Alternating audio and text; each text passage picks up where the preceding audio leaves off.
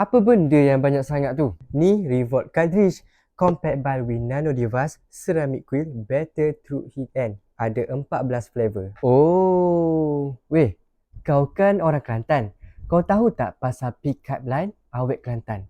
Aku tengah nak try awet Kelantan ni. Hok, aloh, bakpo tok kecik awal-awal. Jap, kau mikir lu. Okey, mengoyak gini kau dia deh. Natai mukamu pun beruk. Apa maksud dia? Maksudnya, muka demo ni comel macam bidadari syurga. Oh, okey jap. Aku try. Oh, ada soal lagi. Mulutmu kuat bau budu. Oh, okey.